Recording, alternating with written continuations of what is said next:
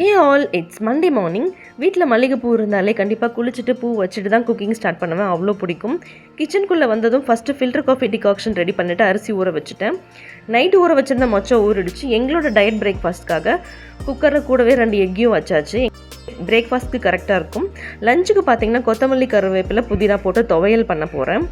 So அரிசி கழுவுற தண்ணியை வேஸ்ட் பண்ணாமல் இந்த மாதிரி இன்டோர் பிளான்ட்ஸ்க்கு இல்லை உங்களுக்கு ஹேர் ஃபால் நிறையா இருக்குன்னா உங்களுடைய ஹேர் வாஷ்க்கும் நீங்கள் யூஸ் பண்ணிக்கலாம். ரொம்பவே நல்லது. கொஞ்சமாக ரசத்துக்கும் ஆட் பண்ணிவிட்டு அரிசி கழுவுற தண்ணி டேஸ்ட் ரொம்ப நல்லாயிருக்கும். ஃபுட்டில் இந்த மாதிரி க்ரீன்ஸ் அதிகமாக ஆட் பண்ணிக்கோங்க. அயன் டிஃபிஷியன்சி இருந்தால் அதை சரி பண்ணும். ஹேர் ஃபாலையுமே கண்ட்ரோல் பண்ணும். ஸோ சாத்துக்குடி ஜூஸ் கூடவே மாதுளம் பழமும் எங்களோட டயட் பிரேக்ஃபாஸ்ட்க்கு. எப்போவுமே சொரக்காய் பொரியல் பண்ணும்போது இறக்கும்போது வறுத்த வேர்க்கடலை இருக்கு இல்லையா, அதை லைட்டாக பொடி பண்ணி ஆட் பண்ணி இறக்குனீங்கன்னா சொரக்காய் பொரியல் ரொம்பவே டேஸ்ட்டாக இருக்கும். ஸோ லஞ்சு பிரேக்ஃபாஸ்ட்டு எல்லாத்தையுமே முடிச்சுட்டேன்.